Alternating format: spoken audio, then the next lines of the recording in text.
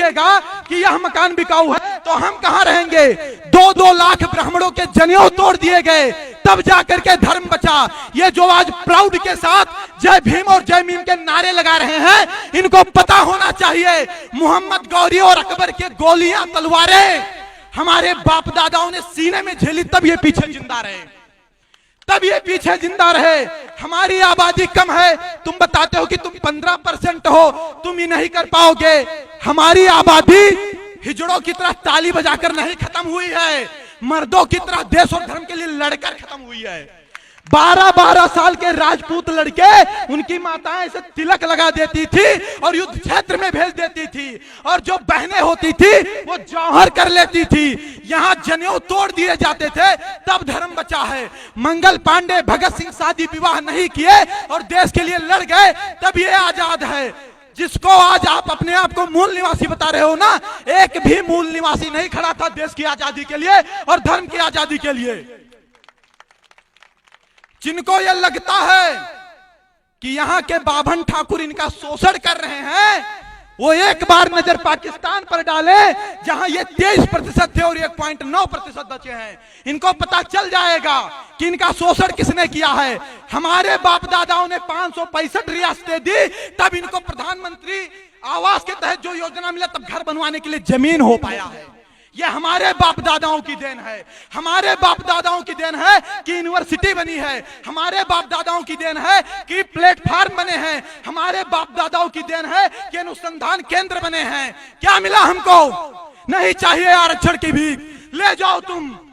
एक नहीं, 20 चंद्रशेखर रावत को दे दो, 20 सतपाल तोहर को दे दो, लेकिन अगर तुम्हारी औकात है तो हमारी रियासतें वापस कर दो।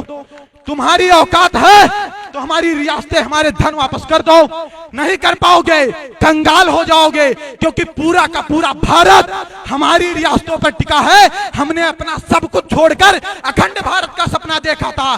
7 लाख पंडित कश्मीर में काटे गए, भगाए गए, लेकिन उन्होंने आतंकवाद का रास्ता नहीं अपनाया।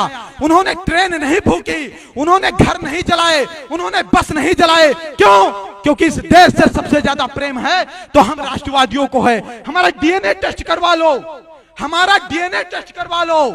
हमसे ज्यादा कोई राष्ट्रवादी मिल जाएगा, मैं भारत छोड़कर चला जाऊंगा। सही बता रहा हूं। बाप दादा देश और धर्म के लिए लड़े, उनका लड़का आज सिस्टम से लड़ रहा है, उनका लड़का रिजर्वेशन से लड़ रहा है, उनका लड़का SC ST एक्ट से लड़ रहा है। भारत में पहले जब मृत्यु दंड दिया जाता था तो मृत्यु दंड के अपराधी से उसकी आखिरी इच्छा पूछी जाती थी। पूछी जाती थी कि नहीं पूछी जाती थी? मृत्यु दंड के अधिकारी से आखिरी इच्छा पूछी जाती थी। लेकिन हमारे देश का संविधान तो देखिए, हमारे देश में समानता का अधिकार तो देखिए, हमारे देश की डेमोक्रेसी तो देखिए। यहाँ SC ST एक्ट में आखिरी इच्छा भी नहीं पूछी जाएगी कि आप सही हो कि गलत। सोचिए, हम एक मृत्यु दंड अपराधी से भी बदतर स्थिति में हैं। मुस्कुराइए मत, सोचिए, चिंतन करिए। कहां थे, कहां पहुंच गए, कहां थे, कहां पहुंच गए, और आने वाले समय में कहां पहुंचेंगे। यह स्पष्ट कह रहा हूं कि आज अगर आप नहीं जग पाए, आज नहीं जग पाए, तो ना फिर कोई संपत सारस्वत पैदा होगा आपको जगाने के लिए, ना कोई सुखदेव सिंह गोगा मेरी पैदा होगा आपको जगाने के लिए, ना कोई दिनेश रनेजा होगा आपको पैदा जगाने के लिए, और ना ऐसी सभाएं होंगी। तब आप बहुत देर कर चुके होंगे, क्योंकि तब बहुत देर हो जाएगी, तब आपके जागने का भी मतलब नहीं रहेगा। देश की रक्षा की बात करते हो, धर्म की रक्षा की बात करते हो। मैं कहता हूं कि जब तुम ही नहीं बचोगे तो देश और धर्म कैसे बचेगा? बताइए। जब आप ही नहीं बचोगे तो आपका देश और धर्म कैसे बचेगा?